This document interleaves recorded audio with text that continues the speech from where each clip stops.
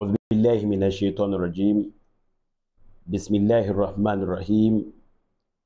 الحمد لله وبه نستعين، والصلاة والسلام على أشرف الأنبياء والمرسلين وعلى آله وأصحابه والتابعين بإحسان إلى يوم الدين، وبعد. Baada ya kumshukuru Allah subhanahu wa ta'ala na pia kumtakia rehma kiongozi wa umma huu mtukufu wa daraja Mtume Muhammad sallallahu alaihi wasallam,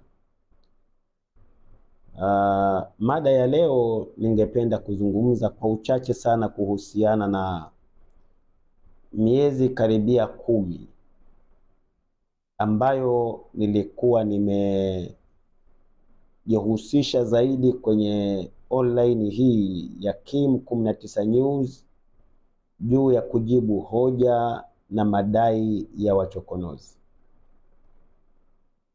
Ndugu zangu Waislamu na wasiokuwa Waislamu, aidha kwenye Qur'ani, kabla sijaenda mbali, iko aya Mwenyezi Mungu anaeleza katika sura ya 16 aya 125, A'udhu billahi minash shaitani rajim, ud'u ila sabili rabbika bilhikma wal mau'idhatul hasana wajadiluhum billati hiya ahsan.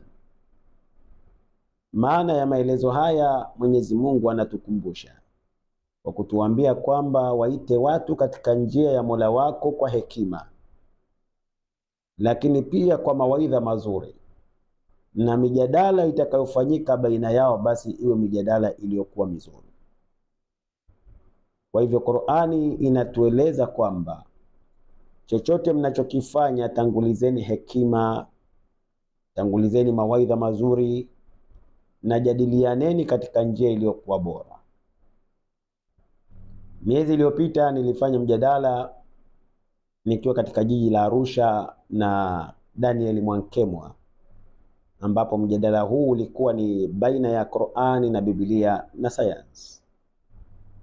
Na alhamdulillah kwa wale walioshuhudia mjadala ule kwa kiwango kikubwa, ingawa kuna mahala ulikosa quality kutokana na sauti, lakini ulikuwa ni mjadala ambao ni fantastic, na Allah akijalia tutaandaa mjadala mingi zaidi mizuri, na tutajitahidi katika pale tulipokwama kupiga hatua zaidi kwenda mbele. Na washukuru watu wa Arusha, Waislamu na hata wasiokuwa Waislamu, kwa kuhudhuria na kwa kusapoti kwa namna moja ama nyingine. Lakini katika miezi hii 10 tangu nikiwa katika mji wa Mtwara, nilikuwa nikijaribu kurejesha majibu kwa wachokonozi, na katika moja ya sababu za kurejesha majibu haya kwa wachokonozi ni pale ambapo walipokuja na madai ya kwamba hakuna Mungu, walipodai kwamba Uislamu sio dini, walipodai kwamba Muhammad si mtume na mengineyo. Niliona kulikuwa kuna ulazima mimi kama Muislamu kurejea hatua kwa hatua ya maelezo yao, kisha baada ya hapo kuyatolea majibu. Na Mwenyezi Mungu ametuwafikisha ndugu zangu Waislamu katika moja ya mafanikio makubwa ya kujibu hoja za wachokonozi kwa hatua, bila kuleta kashfa wala kejeli, na kwa kuangalia vipengele dhaifu na kuvijibu. Ningelipenda niseme wazi kuwa majibu yetu ya kujibu hoja za wachokonozi yalikuwa tofauti na mjenga hoja. Mjenga hoja Joseph Mrindoko na mwenzake, wao walikuwa wamejizatiti sana kwenye kushambulia watu na si hoja. Yani waliwashambulia wabeba hoja kuliko hoja yenyewe, kitu ambacho mimi binafsi nilikiona kama ni ukatili wa kifikra, au tunasema ni kuua mawazo, kwa sababu ili kusudi uonekane una hoja ya msingi, basi epusha matusi pembeni, weka maneno ya kejeli pembeni, kisha weka hoja, aidha kwa kuhoji au kwa kujibu. Lakini tangu siku ya mwanzo nilipoangalia video za wachokonozi, niliona kuwa ndani yake kulikuwa kuna madhaifu makubwa, na ndio maana nilisema wazi kwamba wachokonozi kwa kile ninachokifanya hawataweza kurejea kujaribu kujibu chochote ninachokifanya. Lakini kuna watu ambao katika namna moja ama nyingine, kwa kupitia comments na wengine kwa kupiga simu, kwa sababu niliacha namba zangu za mawasiliano kupitia online yangu hii. Wako baadhi ya watu wamejaribu kunipigia simu wakinisihi kwamba kama ingelifaa basi ungewaita mezani ukafanya mjadala nao. Na kwa bahati njema nimefikia kukubali mawazo ya watu mbalimbali na nikapokea hoja zao, na nikaona kuna ulazima wa kuwatafuta wachokonozi. Mwezi wa 3 wa mwaka 2025 ambao tulikuwa tunaingia kwenye mwezi wa Ramadhani, kwa muda wa mwezi mzima wa Ramadhani nilikuwa katika jiji la Arusha. Na kwa bahati nzuri Arusha ndio mahala ambapo mara nyingi wachokonozi wamekuwa wakionekana kufanya shughuli zao. Katika moja ya matukio niliyopata ya bahati sana ni kukutana na bwana mmoja anaitwa Suleiman. Huyu bwana alikuwa ni miongoni mwa watu waliokerwa sana na hoja za wachokonozi, lakini bahati njema aliona moja ya video zetu ambazo tumeziposti na kujibu wachokonozi kile wanachokidai. Alifurahi sana. Lakini pia kumbe alifanya jitihada kubwa za kupata mawasiliano na watu wa Radio 5. Kwa nini alitafuta mawasiliano ya watu wa Radio 5? Ni kwa sababu wachokonozi walikuwa wakienda Radio 5 mara kwa mara kutoa mihadhara yao pale. Na kwa namna hiyo aliona kwamba ingelikuwa rahisi sana kuwapata watu wa Radio 5, ingekuwa rahisi sana kuwapata wachokonozi kupitia watu wa Radio 5. Na ni kweli alimpata mmoja kati ya wale waongoza vipindi vya wachokonozi pale Radio 5. Somebody simjui jina lake, lakini ni mashuhuri nadhani. Alipopata mawasiliano yake yale akaniunganisha naye, nami nikaongea naye yule bwana juu ya kwamba kama ingewezekana basi tungelifanya mjadala wa live baina yetu sisi na wachokonozi. Na mjadala ule ulipaswa ufuate kanuni za kimijadala zote, ikiwemo kupangwa kwa muda, mada ijulikane nini kinachopaswa kujadiliwa, lakini pia ijulikane wenye viti wa pande mbili zote za mjadala. Alhamdulillah, bwana yule akapokea jambo hilo kwa furaha, akasema mimi nadhani itakuwa ni moja kati ya mambo mazuri sana. Yeye alisema kwa Kiingereza itakuwa ni superb, ni moja kati ya vitu vizuri sana. Basi mimi nikaamini kwamba jambo hili lingekuwa vizuri kama kuliko kuongea kwa kupitia video tu za mtaani au pembeni, basi tungekutana uwanjani kwenye ukumbi au popote pale ambapo wangekubali. Basi na mimi nilitoa nafasi ya kulipia gharama ili kusudi tufanye debate baina yao na sisi. Baada ya muda akaniambia nitawasiliana nao, nami kusubiri kama nini kitatokea. Sikupata majibu kwake, hakunipigia simu, nami nikamrejelea kwa simu, nikampigia simu na nikaongea naye. Akaniambia wachokonozi wamekubali kufanya mdahalo, lakini sasa wako Dar es Salaam. Haya ninayoyaongea ni katika mwezi wa 3 kwenda wa 4, yani kutoka Ramadhani mpaka nje ya Ramadhani. Basi mimi nikasema ni vizuri, na ni kweli kwa bahati nzuri niliona moja ya video zao walizokuwa wamezitoa wakiwa Dar es Salaam kwenye moja ya channel moja, sikumbuki ile channel, lakini walikuweko pale wakihojiwa na wakaeleza mambo mbalimbali. Nikaamini kwamba baada ya kwamba watarejea kutoka Dar es Salaam kuja Arusha, tungepata fursa sasa ya kufanya debate baina yetu sisi na wachokonozi. Lakini mpaka leo ninavyosema hapa, nimepiga simu ya yule bwana ambaye alikuwa ni wa kutu connect na wachokonozi, haipokewi kabisa. Kwa hivyo sijaelewa ni kwa nini mpaka leo haipokelewi.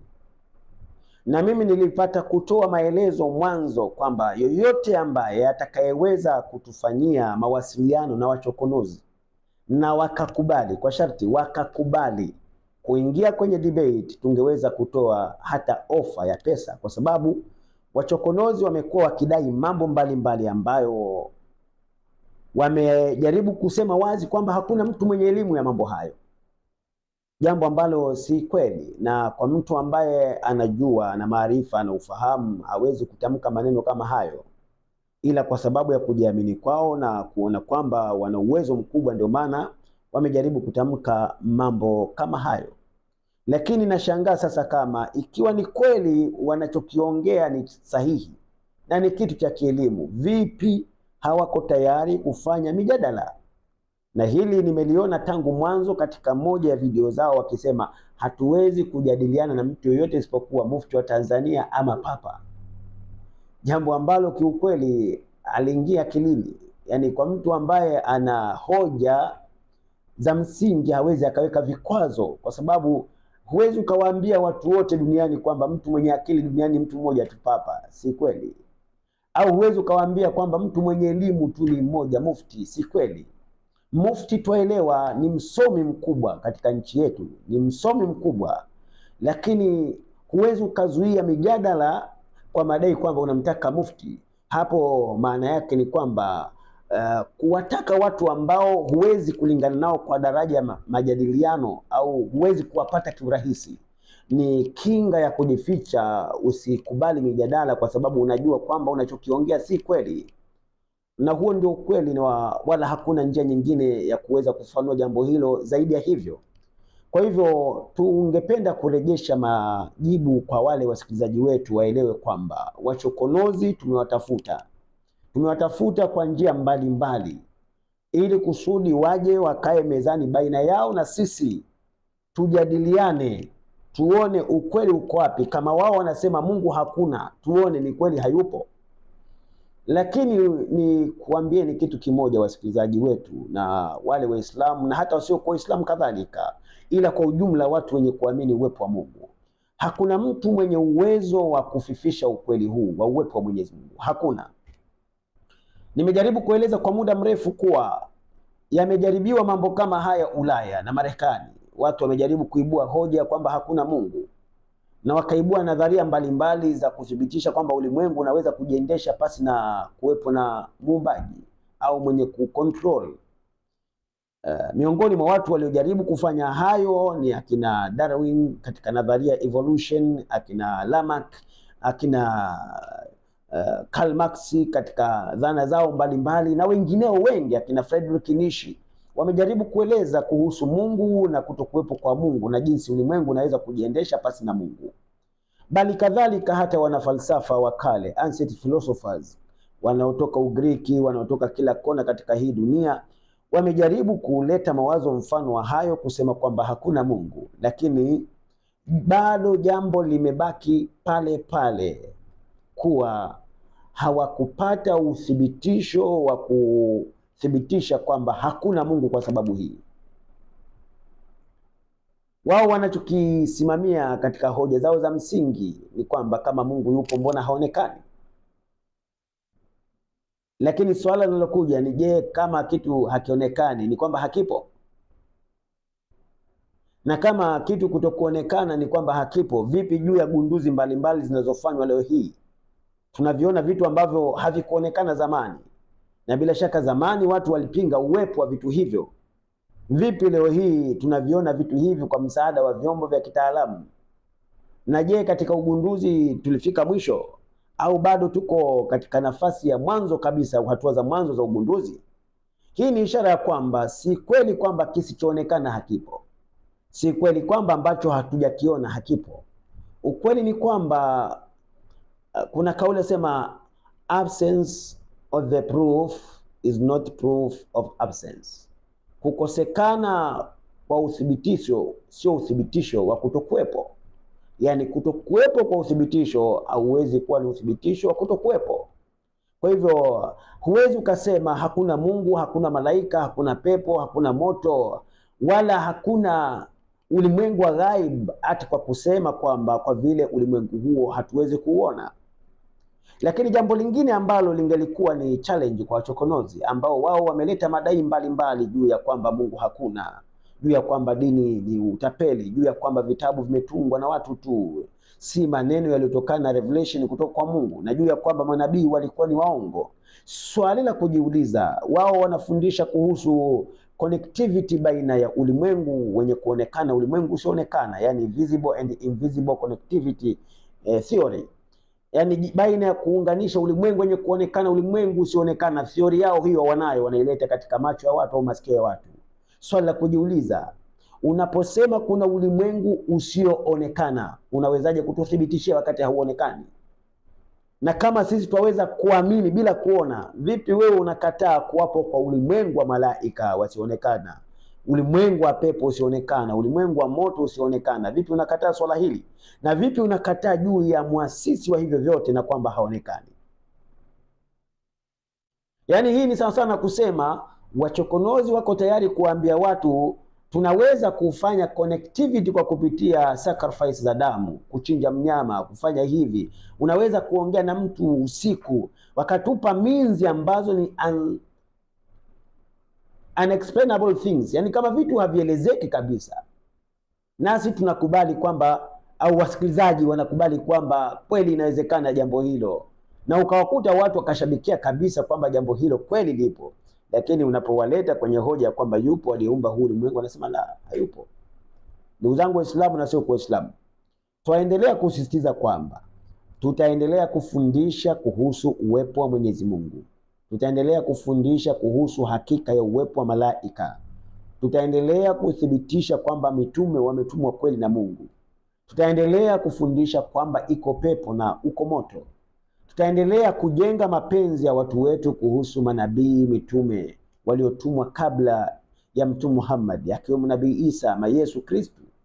Upendo juu ya watu kama hao, upendo juu ya Nabii Allah Ibrahim, upendo juu ya Musa, upendo juu ya Nuhu, upendo juu ya watu mbalimbali waliokuwa wema, watu wa karibu na Mungu. Tutaendelea kufundisha hayo maadamu tuna uthibitisho kutoka kwenye Qur'an na vitabu mbalimbali vya kidini vinathibitisha hivyo. Na tutaendelea kuchambua chochote cha uongo kitakacholetwa, na tuna uhakika kwamba hakuna jambo geni jipya litakaloletwa isipokuwa ukweli uko ndani ya Uislamu, uko ndani ya Qur'ani na ufafanuzi kamili Mungu kauweka. Kwa machache haya ningependa kuambia tuendelee kusubscribe channel yetu na kufuatilia vizuri. Mada nyingi sasa tunakwenda kuzipresenti upya, na katika siku hizi za usoni tutakuwa na mada maalum itakayokuwa ikigusia hakika